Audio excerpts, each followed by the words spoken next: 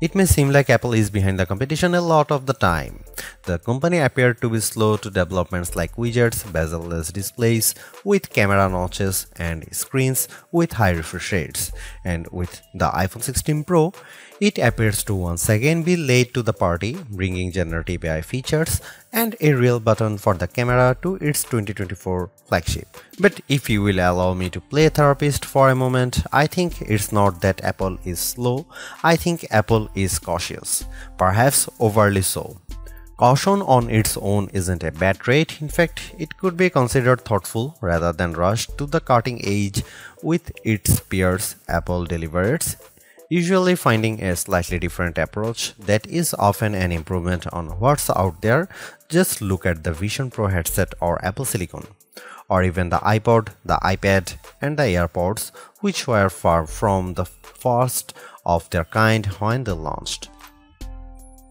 With the iPhone 16 Pro, the focus is on cameras and Apple Intelligence. The problem is Apple Intelligence isn't quite here yet.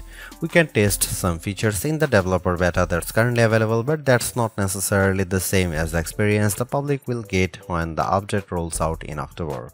It's not unprecedented for new iPhones to launch without some marquee features, sure, and thankfully there is still plenty that the iPhone 16 Pro brings. From camera control, the Fusion camera, and other video related updates to slightly bigger displays and iOS 18, the iPhone 16 Pro and Pro Max are intriguing successors, even absent the wanted intelligence features that are still to come. Arguably, the biggest change to the iPhone 16 lineup, not to mention the iPhone 16 Pro, is the introduction of camera control. This is a button on the right side of the device which has touch and pressure sensors on it to enable greater control with swipes and semi-presses. One of the things this was supposed to do was let you push slightly on the button to trigger focus, similar to what half pressing a DSLR shutter button would do. That function won't be available at launch, so I can't say if it's effective. But by the large, camera control is a very Apple approach to a feature that has been around for years. From phones by Sony and Nokia with dedicated shutter buttons to Android handsets with hardware-based double-click shortcut, the notion of quick access to your camera without having to fudge with the screen is a popular one. For good reason too. I've hated having to swipe or long press the icon on my iPhone's lock screen in the past, and even though I could set the iPhone 15 Pro section button to open the camera, it just wasn't positioned well and I'd have to give up my mute button. So, Apple isn't breaking new ground with its hardware shortcut for a frequently used app, but it does do a few things differently. With the touch sensor, you can swipe on it to tweak things like exposure, zoom levels, and tone, and the half press still works as a way to select options or go back out of menus within the camera control interface. In theory, it's a nice way to make changes in the fly. In reality, there are a few issues and they largely have to do with placement. The button sits a little further from the base of the phone than I'd like, so my fingers have to reach a bit more to press it, whether I was in landscape or portrait mode. This wasn't usually a problem when I had both hands free and could steady the iPhone with my other hand and readjust my grip.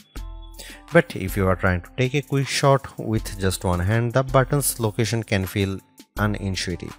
Of course, everyone has different finger lengths and ratios, so it's entirely possible that other people find this logical. It also depends on your grip.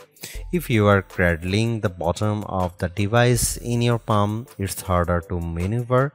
If you are covering part of the screen and reaching out for the button head on, it's slightly easier to use camera control. Still, even for those with the strongest claws, swiping and half pressing and double half pressing on the sensor is tricky. I was only ever really able to do that if I had my thumb holding up on the bottom edge and my middle ring and little fingers steadying the right end of the phone. Maybe this is a new camera grip I just need to relearn for this button. The awkward placement is a minor gripe compared to what I found most annoying, the button's touch sensor.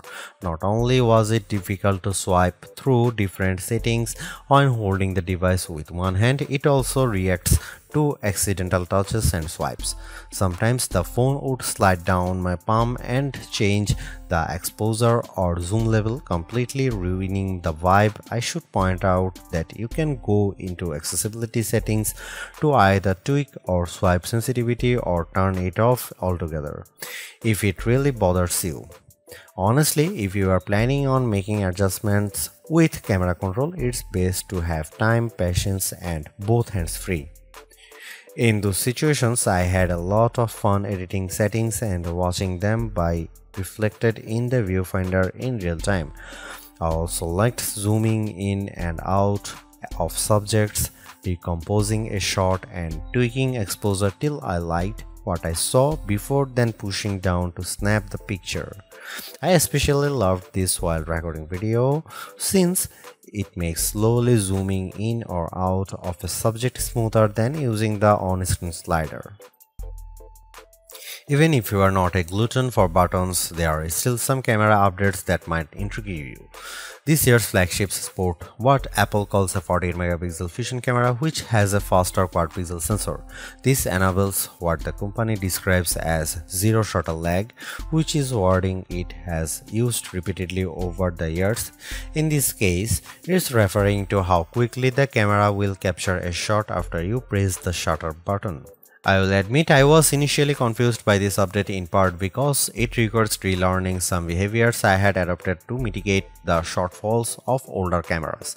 Basically, the iPhone 16 Pro's cameras are now so fast that when I asked someone to throw something so I could capture it in motion to see how still the images were, my shots ended up being of the person holding the object. Our video producer and I were very confused, and it wasn't until the zero shutter lag concept was explained clearer to me that I got it. I had become used to pressing the shutter early since cameras, in my experience, would be fractions of a second slow. Apple has become so fast that it actually captured the literal moment I tapped the button instead of the split second after when the object was in mid-air. Depending on your mood, the new photographic styles can be fun or serious. Apple's tweaked the built-in camera filters to not only offer more options but give you greater control.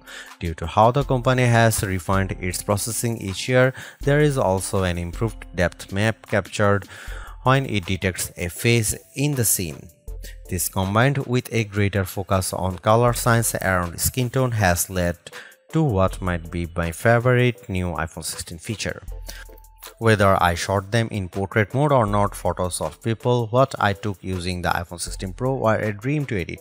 Simply switching between the standard, natural, luminous, quiet or ethereal styles already resulted in improvements to be colors and shadows, but I could also tap on each thumbnail to access the new editing touchpad and drag a dot around. This let me more precisely tweak the hues and contrast levels, and an additional slider below let me adjust how warm the image was.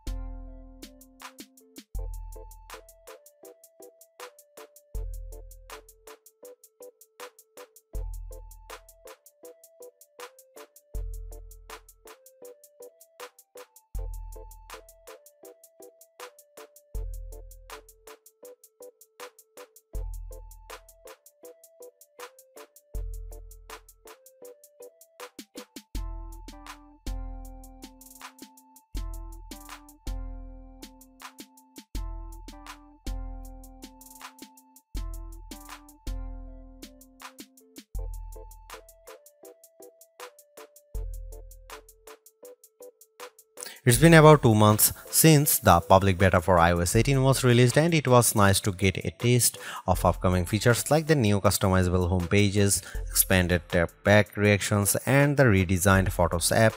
With the iPhone 16 launch, iOS 18 is basically ready for prime time with some caveats. This year, more than ever, it's hard to figure out what's coming to your iPhone and what isn't. With the release of Apple Intelligence slated for October, features like writing tools, cleanup for photos, and the redesigned Siri won't be ready till next month, and even then, your non-Pro iPhone 15 won't be compatible.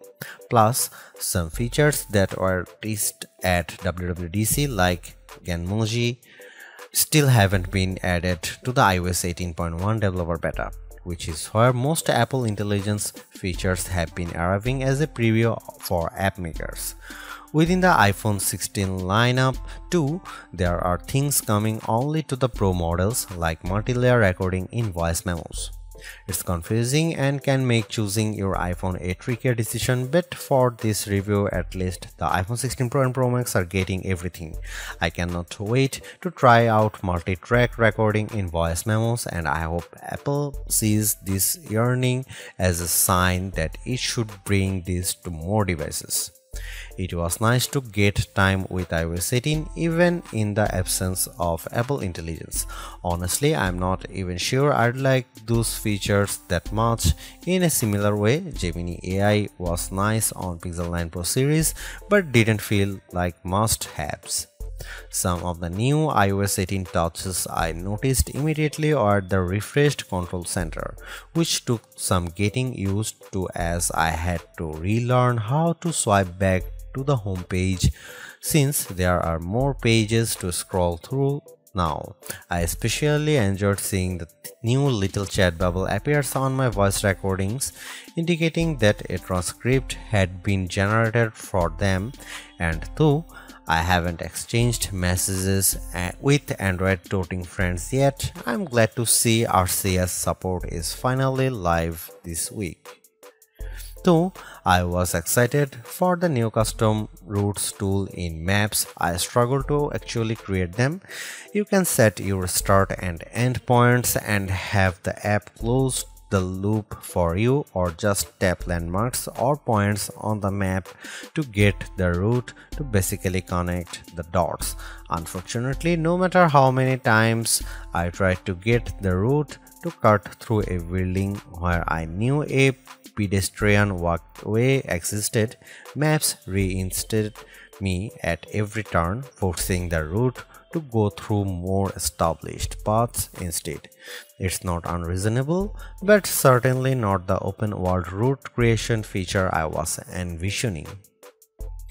The best thing about iOS 18 and also some new features in the iPhone 16 lineup is the customizability. I do appreciate that if you don't like something, you can usually turn it off. With the new ability to place apps outside of a rigid grid, you can now lay your home screen out just the way you like. The redesigned Photos app lets you create and pin collections so you can more easily find the pictures most important to you. And again, I'm glad Apple is giving people the option to turn off camera control altogether or adjust its sensitivity. Apple's caution is sometimes warranted, especially at a time when mistrust of AI-generated content runs rampant. The company taking its time to get Apple Intelligence right is understandable, but its deliberation doesn't always lead to winners. While I appreciate the attempt to differentiate camera control with the touch sensor for more versatility, I am not yet convinced on its usefulness. The good news is, and I cannot stress this enough, you have the option to tune it to your liking, and that's the theme I'm seeing in recent Apple features that hint at more thoughtfulness than usual. If you don't like something, or if something isn't right for your needs, you can adjust or disable it. In iOS 18, you have greater control over your home screen's app layout and can pin custom collections for easier reach. In the Photos app, the action button introduced last year could have been a spectacular fail had Apple not let you still keep it as a mute switch. but it managed to give people more functionality while maintaining the status quo for those who are just as resistant to change. Change is scary, change is hard, but without change there is no progress. Apple's cautious approach is a tricky balancing act that's evident on the iPhone 16 Pro. Some new features like audio mix and custom routes in maps delivers mixed results, otherwise like photography styles are hits. Then there are the basic ingredients like good battery life and durable, attractive designs that Apple cannot neglect. The iPhone 16 Pro's subpar battery life holds it back from beating the competition, which is stiffer than ever this year, especially from Google. Luckily for Apple, most people who have iPhones are going to stick with iPhones. It's just easier. For those already sucked into the ecosystem, the iPhone 16 Pro are worth the upgrade from a model that's at least 2 years old. If you already have an iPhone 15 Pro, for the sake of our planet and your wallet, you might prefer to hold off on upgrading, especially since this year's devices aren't that much different.